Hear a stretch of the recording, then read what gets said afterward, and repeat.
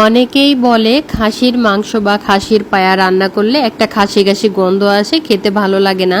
তো এইভাবে যদি রান্না করেন, একটু ঘুরিয়ে পেঁচিয়ে রান্না করলে কিন্তু মাংসটা বা পায়াটা খেতে কিন্তু অসম্ভব মজার হয়, আর কোনো রকম গন্ধও আসে না।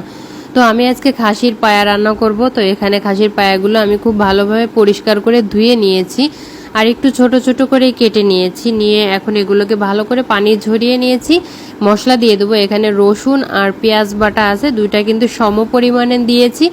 আর কিছুটা আদা কুচি দিয়েছি, আপনারা চাইলে কিন্তু আদা বাটাও দিতে পারবেন। এখানে দারুচিনি দিয়ে দিলাম, 1 চা চামচের মতো জিরা দিয়েছি, গরম মশলা দিয়েছি, তারপরে হলুদের গুঁড়া দিয়েছি, ঝালের গুঁড়া দিয়েছি। এগুলো পরিমাণ অনুযায়ী দিতে হবে। স্বাদ মতো লবণ দিয়েছি।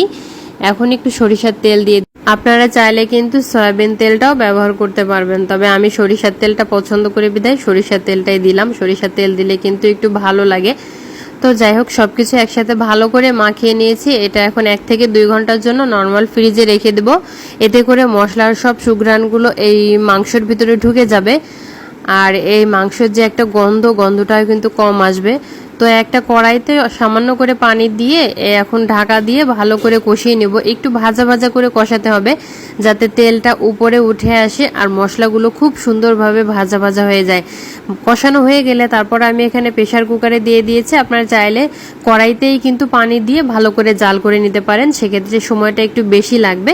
তো আমি প্রেসার কুকারে দিয়ে 3 থেকে 4টার মতো শীষ দিয়ে নিলেই কিন্তু এটা খুব ভালোভাবে সিদ্ধ হয়ে যাবে, রান্নাও হয়ে যাবে। তো এই যে রান্না হয়ে গেছে, কালারটা দেখতে পাচ্ছেন কতটা সুন্দর এসেছে।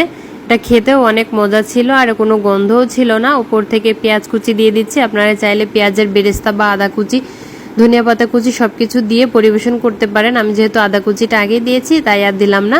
তো যাই হোক, খেতে অসম্ভব মজা হয়েছে। রেসিপিটি ভালো লাগলে অবশ্যই লাইক কমেন্টে শেয়ার করতে ভুলবেন না। আল্লাহ হাফেজ।